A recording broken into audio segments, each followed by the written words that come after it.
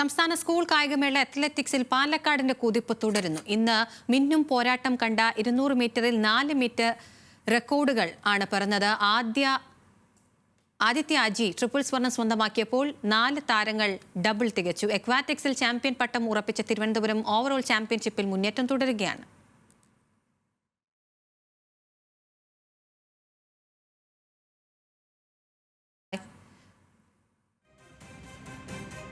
മനീഷ മാത്യു ഉണ്ട് വിവരങ്ങളുമായി. മനീഷ, വിവരങ്ങൾ. സംസ്ഥാന സ്കൂൾ കായികമേളയിലെ 200 മീറ്ററിൽ മീറ്റർ റെക്കോർഡോടൊപ്പം തന്നെ 6 വിഭാഗങ്ങളായി നടന്ന മത്സരങ്ങളിലും വേഗമേറിയ താരങ്ങൾ മികച്ച പ്രകടനം പുറത്തെടുത്തു എന്നുള്ളതാണ് ഇന്നത്തെ ദിവസത്തിന്റെ പ്രത്യേകത. ആദ്യം സബ് ജൂനിയർ വിഭാഗത്തിൽ ആൻവിയസ് ആണ് മീറ്റർ റെക്കോർഡോടുകൂടി തന്നെ സ്വർണ്ണം നേടിയത്. നേരത്തെ ആൻവി 100 മീറ്ററിൽ വെള്ളിയായിരുന്നു നേടിയിരുന്നത്, അത് സ്വർണ്ണമാക്കി ഉയർത്തി. അതുപോലെ തന്നെ സബ് ജൂനിയർ ആൺകുട്ടികളിലേക്ക് വന്നാൽ ഉത്തർപ്രദേശുകാരൻ സഞ്ജയ് തന്റെ ഈ മീറ്റിലെ ഇരട്ട സ്വർണ്ണം പൂർത്തിയാക്കി. ജൂനിയർ വിഭാഗത്തിൽ അതുൽ 100 മീറ്ററിൽ മീറ്റർ റെക്കോർഡ് കുറിച്ചിരുന്നു. അതുപോലെ തന്നെ 200 മീറ്ററിലും മീറ്റർ റെക്കോർഡോടുകൂടിയാണ് അതുൽ സ്വർണ്ണം നേടിയത്. അതുപോലെ തന്നെ ജൂനിയർ വിഭാഗത്തിൽ പെൺകുട്ടികളിലേക്ക് വരുമ്പോൾ ദേവനന്ദ നേരത്തെ 100 മീറ്ററിൽ സ്വർണ്ണം നേടിയിരുന്നു. ഇക്കുറി 200 മീറ്ററിൽ മീറ്റർ റെക്കോർഡോടുകൂടി തന്നെ ദേവനന്ദയും സ്വർണ്ണം നേടി. സീനിയർ പെൺകുട്ടികളിലേക്ക് വരുമ്പോൾ ആദിത്യ അജി ഈ അത്ലറ്റിക്സിൽ ഈ മേളയിലെ ആദ്യ ഹാട്രിക് സ്വർണ്ണം സ്വന്തമാക്കി. നേരത്തെ 100 മീറ്ററിലും അതുപോലെ തന്നെ 100 മീറ്റർ ഹഡിൽസിലും ആദിത്യ സ്വർണ്ണം സ്വന്തമാക്കിയിരുന്നു.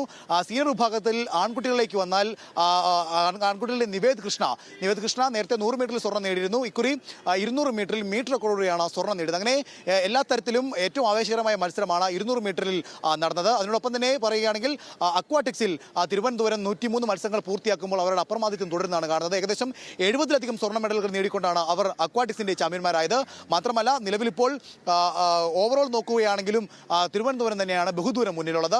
അതിനോടൊപ്പം തന്നെ എടുത്തു പറയേണ്ട മറ്റൊരു കാര്യം അത്ലറ്റിക്സിലെ മികച്ച പ്രകടനം, അതായത് ഇതിനോടൊപ്പം തന്നെ 16 സ്വർണ്ണമാണ് പാലക്കാട് സ്വന്തമാക്കിയിരിക്കുന്നത്. അതിനെ കൂടി മികവിൽ പാലക്കാട് ഓവറോൾ ചാമ്പ്യൻഷിപ്പിൽ നിലവിലിപ്പോൾ 3-ാം സ്ഥാനത്തെത്തിയിട്ടുണ്ട്.